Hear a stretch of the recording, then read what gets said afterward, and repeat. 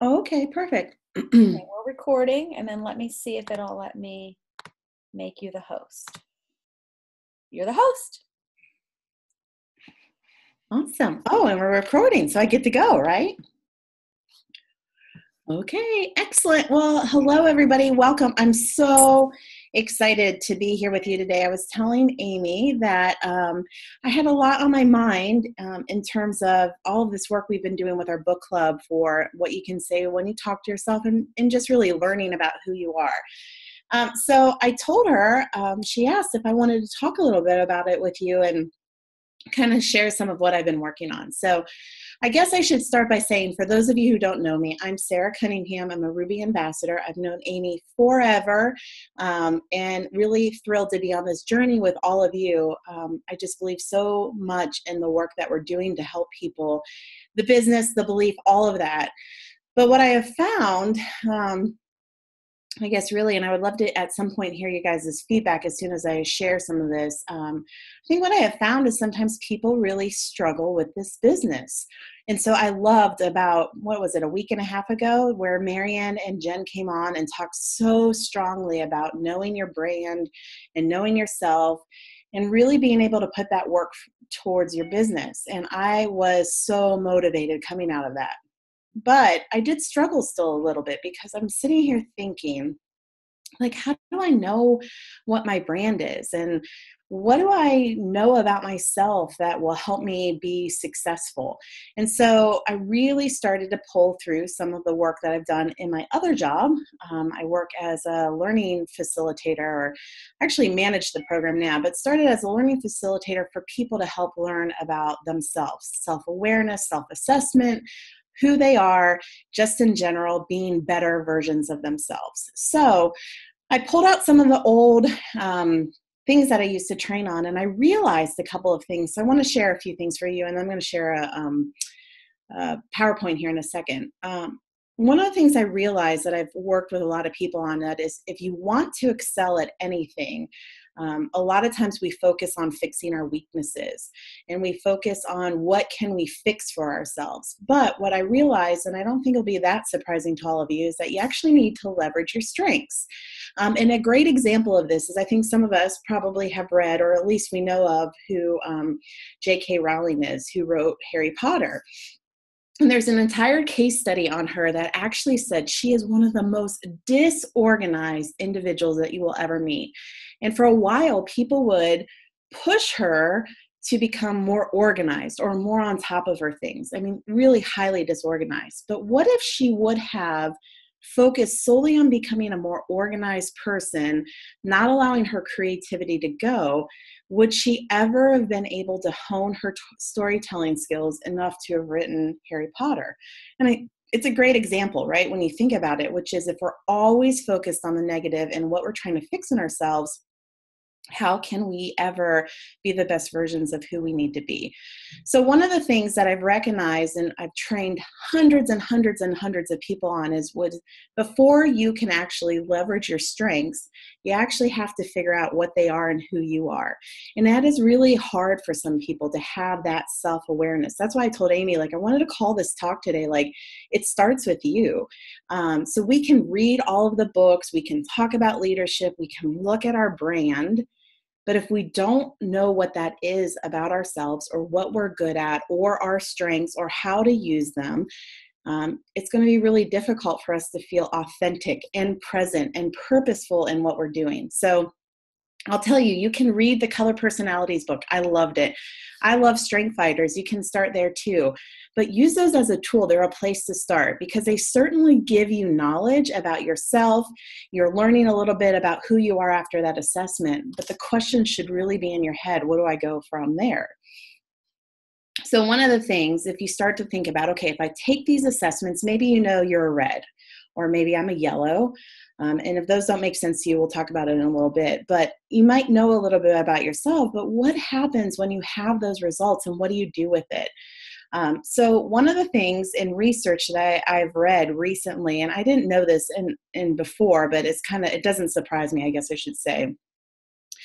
In psychology research, it actually shows that people consistently overestimate how they behave, who they are, what they do. In a sense, we kind of flunk at knowing our self-awareness. Now, there are people on the phone I know are way self-aware and have a really great understanding of who they are, but if you ask any of them, it took them a long time to understand that.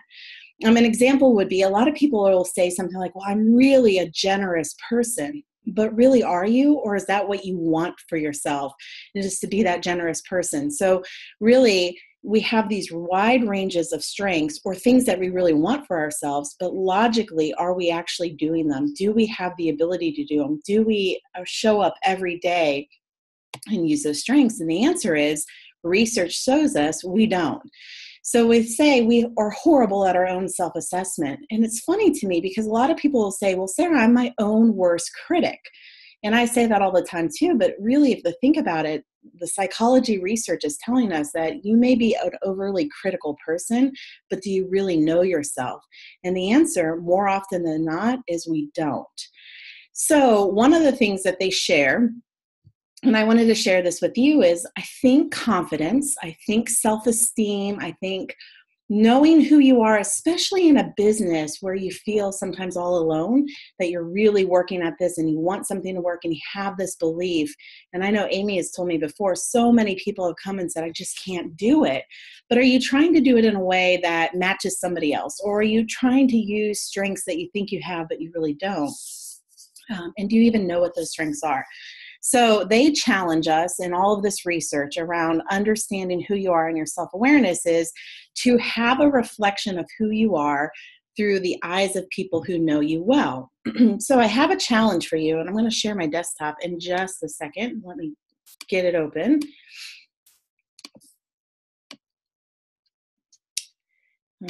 Amy, it's not. Hold on. Maybe this will work. Hopefully you can see that. I think you can. It says it's sharing. Okay, perfect. Thanks. So we must understand our strengths. So this is my challenge to all of you, and I'm going to put it out there, and then I want to dialogue a little bit about why this may be hard or what stops us. So I'm going to put this out on our team page, but really they say one of the best things you can do is to understand your strengths by talking to other people, which for me, if you all know me, and some of you do, that is very difficult because I don't want to ask anybody anything anyway, so let alone want to ask them about myself. So they suggest that we think about choosing sources and seeking feedback from people. So identifying 10 to 20 people. To me, I'm like, whoa, that seems a lot. But you want diversity, and you want people who know you from all different walks of life. And you want them to tell you one thing. You want to say, tell me about a time that I was at my best. What did that look like, and how did you interpret that? Again, so think about it. I'm sure we've all seen that image. It's a cat sitting in front of a mirror, and it's looking in the mirror, and the cat sees the lion, right? It's so true. We don't know ourselves well enough unless we've actually done the work to try to understand it. So this is their challenge, is to ask people, tell me, I would say to Amy, tell me about a time that I was at my best. What did that look like? And what did you take from that? Because my goal is to understand from like an Amy's perspective, or my husband Lee, or my sister, or my parents, what is it that you see in me that I may not see in myself? So as you're collecting all of this feedback from all these people, 10 to 20, remember diversity, they say to spot patterns, right? So think about patterns like, what are they saying? Maybe they say that you bring passion, or you bring an energy. Or like if I were to think about some things like interacting with some people on the phone, like Marion's on the phone, I'd be like, oh, she brings a calm sense, right? Or Amy brings drive. So you start to look for themes and start to make a list of these themes, really so you can start telling yourself a story about your strengths. Now, I also want to throw in there, I think you can use books like Color Personalities and Strength Finders. Those are great tools, but again, they're tools because they're only going to give you a snapshot in time. That's any assessment. You could take a Myers-Briggs, you could take Color Personalities, you could take Strength Finders. All of that captures in the moment in time how you answered those questions. So you can see by asking people for their actual feedback of what they think of me, it's interesting, right? It starts to tell a totally different story than that just one moment in time. Your goal here, and what I would love to see all of us to do if you're up for the challenge, I know I'm doing it. Amy already told me she's going to do it, is to create a self-portrait, right? That's your goal, guys, is to create a self-portrait of who you are. Like, there are so many times, and doing this book club, I've met so many amazing women who just, myself included, don't really like ourselves at time, or tell us all these negative thoughts about who we are. But think about it, if you had a self-portrait right in front of you, you could use the information you're collecting to really create a vision of who you are. And that becomes the strengths that you use, especially when you're stressed or your back is against the wall and you don't know what to do. Then you take a deep breath, you figure out your strengths, and you go for it. That allows you to put those into action. It allows you to move yourself forward. And again, this is really for anything, right? It could be your other job. It could be Plexus. It could be life in general. But realize, what would the power be behind you if you took a second and actually celebrated what you uniquely bring to this world? And I just think it's a powerful thought, and one that I don't think we do enough. And I think all of us would probably agree, like, there are times that we get down on ourselves. And so I kind of think that's like my first challenge. So Amy, I want to stop there. I didn't even ask you if I could make these interactive, but I'm really curious because there are so many on the phone. If somebody would want to unmute, like, the challenge, does it seem doable? Is it something that you think would be valuable? Or do you think you accurately maybe assess yourself? I don't know. Oh. I love it, Nicole. I'll go first. I am my own worst critic. I think you probably know that better than anybody because you get to listen, say it all the time. So I really like this exercise, especially what you had put up there about asking people. That terrifies me. Especially, I was already thinking, like, who could I ask, like, from my old job? Like, that would be something, So I thought, well, maybe I'll ask Jamie Posey for her to give me, like, her honest opinion. Then I'm trying to think, like, who else that's not like your mom, that she's totally going to tell me I'm just amazing and awesome all the time, right? Your mom may actually give you a dose of reality. Well, that's true. She might. Maybe I should ask her. But I like it, but I'm anxious to see what others think, because as positive of a person that I am, and as much as I have that positive mindset where I know I will be diamond, and I know I still am my own worst critic. It's hard, right? So it's been really eye-opening. Like, I even have this book, so I'm not sure how many of us are on that book club. But Amy, that has been so powerful to me, because the dialogue in my head every day has nothing to do with what I bring to the table, my successes, what I'm able to do. Not even with Plexus, but in my career and with my family. Like, so what if helping to shift ourselves is actually recognizing what we do well? Now, the beauty of this, Amy, is the other thing. Like, so the other part would be if you knew your strengths and I knew my strengths, and we were working together on this Plexus thing, we could begin to complement each other, because I can do something in that. And there's that. Could you see the ripple effect of the power if you actually led with your strengths, Well, and the other thing I like, so guys, please jump in here. This isn't like the Sarah and Amy show, but I actually have my Strengthsquest. I've had it printed since I did it probably a decade ago at my old job. They loved Strengthsquest. And what I love about this is that it doesn't do strengths and weaknesses, right? Because really what it says is everything is a strength. It just highlights your top 5. And what I liked about it is once you guys take it and you read the book, so there's one thing on here that is my 4th highest strength that my mom always told me was a weakness. Yeah. And so I grew up thinking it was a weakness, that I am an oversharer. And I interrupt people when I talk because I want to relate to them. And that actually, when you read this, is a strength. So I like that, but I like more how it helps you know other people's strengths and how you can relate to them better. But definitely with our Plexus teams, knowing, because you guys can be sapphire just like I am, but you don't have to do it like I did at all. My strengths are different than your strengths. That's very true, right? So I love it. I need woo in my life. Yeah, hers is a woo, but she says she can't get past herself to work the business.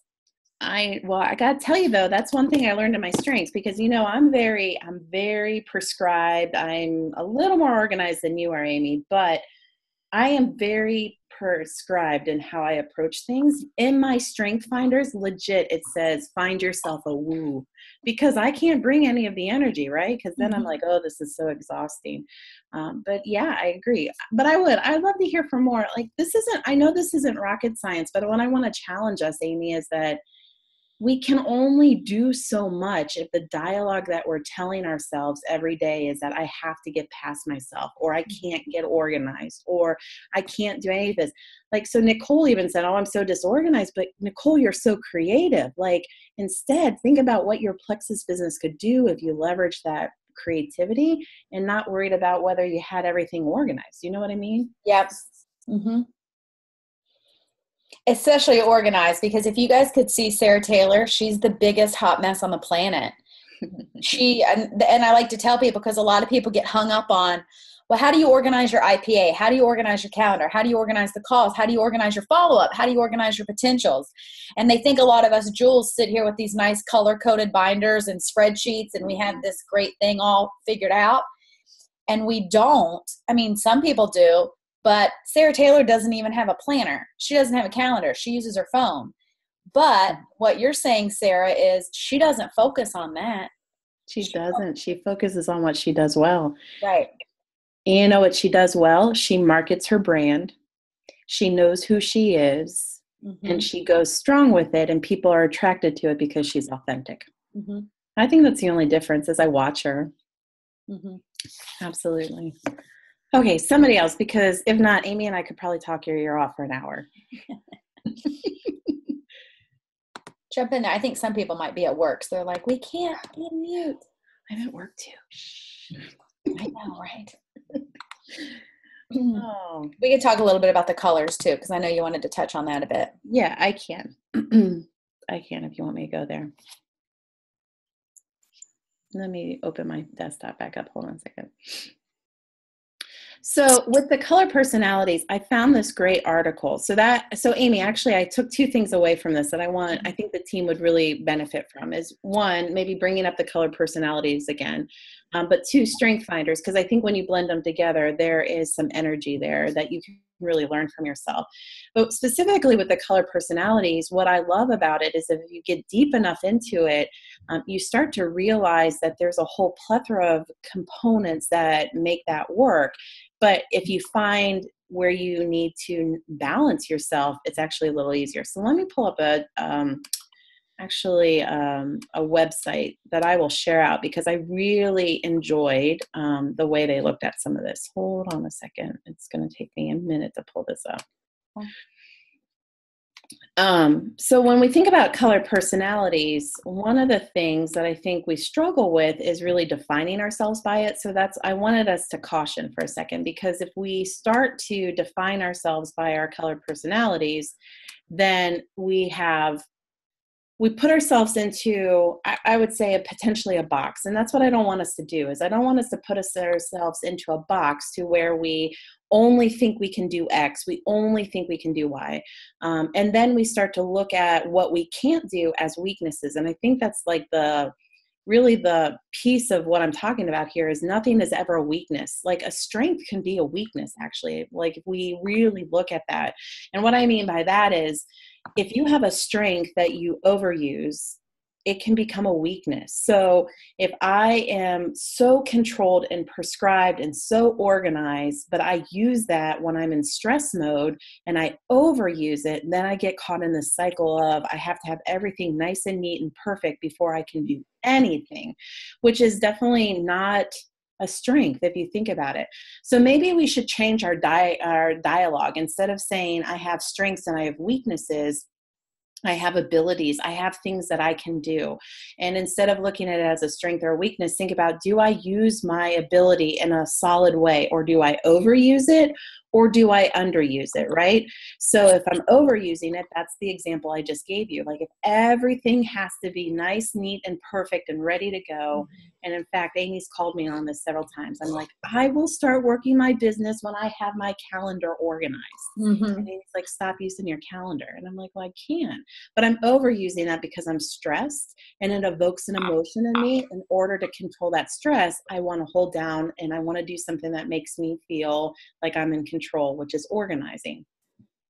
So it's the same thing. An underuse would be like, I have an ability to connect with people, but if I underuse it and I'm not putting myself out there, then you can see it's not a strength, right? It's considered at that point a weakness. So a strength that is overused is a weakness. A strength that is underused is a weakness. So it's an interesting concept. Instead of just saying, what am I doing? Like in that ability, can I use it appropriately at the right time? So one of the things I wanted to show, and I'll share this because it's a lot, and I didn't want to necessarily go into a lot of detail around it, but there's a great website that looks at our colored personalities in like red, right? So that they deem this person, of course, the leader, the promoter. In fact, most people, right, Amy, think that you come and you lead with your red, which is a very strong, very focused, take charge, make quick decisions, all of that. What I love though, is it does talk a little bit about weaknesses, like could that look like if it were being overused, right? And then areas of personal growth. So these areas that we think of that we need to provide or we need to grow on tend to be the way we underuse some of our other colors. So we need to think about this from a sense of what we have and what we're able to use. So if Amy's always coming strong with her red and never using any of her other colors, I think we all probably know this, that we're a plethora of all colors. In fact, Nicole, you tell me this all the time, that you're a plethora of all the colors, that you use them all at different times. But the problem is there's another layer in there, which is the strengths and the weaknesses, the overuses or the underuses of them, which then those are the areas that you can personally grow in. So I'm going to share this one because it really lays it out very nicely, which is what are your tendencies, where are your weaknesses, and what are your areas of the personal growth. Another thing to think about is another way to look at this is just understanding your personality and where it is and how you're yourself and the way it works for you. And just trying to see that from kind of a perspective of this is not how it defines me. It doesn't put me in a box, but yet it can actually make me use my strengths to an even different level. And I think that's where we miss Amy. I don't know. Like I said, I don't have a ton. I just think it's more about the awareness of it. And it really spoke to me that most of us are not aware enough to really figure this out on our own, with one, not asking other people, or two, not doing some serious self-reflection on ourselves to be able to have the right mindset. Sarah, can you hear me? Yes. Oh my gosh, yes, I can hear you. I want to say something, a couple of things actually. Please. First of all, I'm loving this, girl. And I think that everyone on this call can say that one of your strengths for sure is speaking. So I'm loving this. I'm loving the topics, but I wanted to touch on the color personality thing because this is kind of like a recent awareness that I stepped into. And so maybe some tools that people can use as far as tapping into the other parts of their personality. And this just kind of happened organically for me. When we first started Color Personalities, what I started doing is when I was recruiting, focusing on that person's color, right? So if they were blue, I'd make it a point to go to lunch or dinner with them. And what I learned through that process was I was actually tapping into those parts of my personality and growing my colors, like you said, certain things can be a weakness, underuse, or overuse. I was overusing yellow, and I learned through, exploring other people's needs through their personality color, how to grow my personality colors and tap into that side of it. So maybe if what people do is, they realize one of their friends is really green and they get together and they go through some books with them or whatever, or send them articles and they make it an effort to tap into that green side of it, read the articles themselves, do the research themselves, or the red side of it. And this has been a struggle for me because, Amy's real red, and she's my upline. And like you said, Amy said it earlier, I could totally get to sapphire too, but it's not going to be the same way, right, Amy? Because that's your dominant color. So as far as people exploring this and trying to learn how to grow in that aspect, I suggest, and this is just what kind of, like I said, organically happened and worked for me, is to do that with people that are those personalities. Connect with people that are in that dominant space of that color personality, and it'll bring it out in you. I was more like yellow-green, and then now I've kind of morphed into yellow-blue, and I don't think I would have done that if I wouldn't have started to explore those different styles of personality, I guess. Mm-hmm. Yeah. And I'm so loving the topic of the disorganization. I needed to hear that. Amy, how many times through my progress and growth have I told you, I need to get more organized. I need to get more organized. Show me how you do it. And you've always told me, Sarah Taylor's a hot mess express. And I'm just like, it's like disbelief. And I've wasted so much time buying calendars and trying to write shit out that this is like totally coming back and hitting home with me. Because I think that, like what she said about J.K. Rowling, I was like, wow, that's awesome. Yeah, like you definitely have to go with your strengths. And if you are not someone that thrives on a calendar, then don't try to fit your non-calendar self into that box. Yeah, I think it's great that you guys are teaching this, and some people are hearing that early in their journey, because I, up until today, have still been trying to waste time doing something that's not true to my personality or my abilities. Right. And it's funny because I also am still kind of like that. I want to be organized, especially in my follow-up with like my wholesalers and my potentials. But I realize I just work best if I just have a big list of names. I've tried all the other things, but my personality is such that I know when I am not in activity. So when I get in a funk or I'm feeling stuck, what I thrive on is the calendar. It is writing all my actions out, because the best thing to get you out of your non-activity is just to do something and do activity. And that does it for me. But you've got to find your strengths. I think that's what Sarah's saying, is you have to know, you have to have that self-awareness of not only the colors, but also what your strengths are, and don't try to be something you're not. Now, that doesn't mean you don't try to develop, like you were saying, some of the other colors or some of these other things, because listen, there are best practices out there. If you don't like to talk to people in person, that's something you're going to have to do to be successful in Plexus, right? Like no matter what your color is, no matter what your strength is. So there are some of those things you just have to learn to develop, but you don't have to do it like anybody else. The one thing I wanted to say about the color too, though, and I've said this a lot because it happens to me all of the time, don't put somebody else in a box just like you don't put yourself in a box with that color. You should identify with someone as a person, not as their color. I've had people tell me, well, you're a red, so you don't have any feelings, or you're a red, so like you're not nice to people. And that is terrible and not true. And my color actually that's dominant is blue. I just think the red ones come out because you see them more.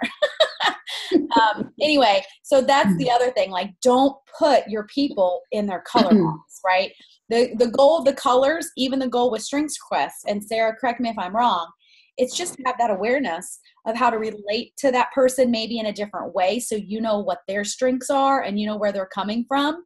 But that doesn't mean they're only that color, right? No, it's meant to, the reality is it's meant to give you a common language. It's meant for us to talk together. So like when you and I are talking and Amy goes, that's coming off red, isn't it? And I can say to you, yeah, it is coming off red, but I don't have to describe to you exactly what that means or how it works. You get it, right? Or when you're saying to me like, oh, Sarah, you're getting a little bit too much into your touchy-feely mode. And you're becoming a little more yellow. It really, that's all it's meant, is to give us a common language, exactly how Marianne's using it, right? Whereas she's approaching her people with a common language that will speak and resonate with them.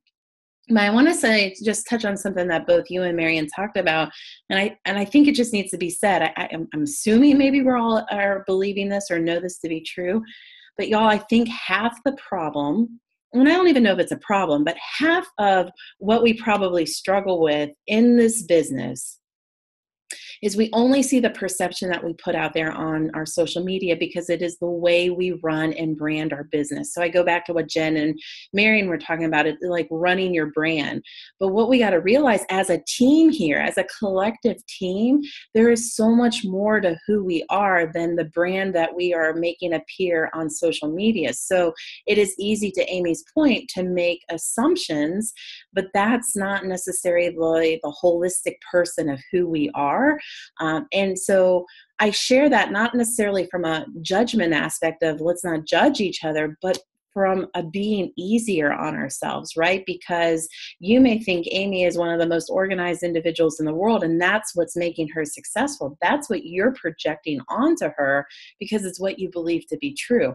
And so then it gets caught up in your mind like, well, if I don't have that strength, or if I am not as outspoken as Amy, or I don't know how to do this, or I'm not as calm and collected as Marion is, I'm never going to have their success. You hear the story that you start to tell yourself. And again, all of that could be overridden. Really, I truly believe it to be true if you look in yourself and figure out your own strengths, the journey that makes you who you are, and then you figure out how to leverage them. So, if it's more organization, then you help people understand it that way. If you're a researcher, you go that direction. Maybe you're just really direct and a relator like Amy is, then that's another way to look at it. So I think that's the other piece of it, Amy, which is we only are seeing one side of it. So we are telling ourselves a story about who we should be instead of relying on asking people what our strengths are, or reading books, or self-assessing, or just really trying to understand who we are. And I'm, not to be too bold here, I would say probably all of us don't really know what our strengths are. Like if I were to ask you right now, tell me exactly what you do today that makes you the best version of yourself, I think we would all struggle, unfortunately, because we're all our own worst critics when we all think in a more of a negative light. So anyways, Amy, I don't know what else you want to add. I have lots of things I'm going to share because I think some of this is truly the journey of compelling us that there's a need to read more about it. And so I'll post several links and a couple books that we can read. But this is a journey. Like this is calling attention to the journey. The work is really done when you put the effort into figuring yourself out. The only other thing I would add, though, is you don't have to wait to work your business until you figure yourself out. Well, yeah, that's why it's a journey, right? Like, don't figure it out, but give yourself some grace today that there's probably a lot to you that would make you successful, right? Right. And focus on that. It's like what I tell you, like the example you gave, where you're like, well, I'll work my business when I get my calendar all scheduled out. I'm like, no, you can just work your business now. It's the same thing with this, guys. It's the exact same thing. It's a journey. Like you don't have to you don't even have to get in the complete super positive gung-ho mindset, guys. You just have to do those little activity every day. And I like what you said is find something that will make it easy for you to take a step forward. Because the other thing is this could be and feel like we're boiling an ocean, like trying to figure out who you are and the strengths, right? That could feel like you're trying to figure out a big problem. But at the end of the day, what motivates you to take a step forward? So, is it just one thing? For you, it's a calendar. For me, if I went into my calendar, I would be stuck there in a rabbit hole for hours organizing my calendar. So for me, it's more likely picking up the phone and connecting with somebody because it's easy for me to do it. It's one of the strengths that I'm good at. So pick one place and go. You're muted. I was just going to say, I love it. Pick one place and go. Mm-hmm. Yeah. Well, thank you, Sarah, for doing this. Thanks, everyone. Yeah, hopefully it just got us to think a little bit, right? Not anything to, I don't know, Amy, it's not hard, but it's easier said than done. You know what I mean? Mm-hmm. Yep. Not hard. Yes, I do. Said than done. All right. Thanks, guys. Thanks, guys.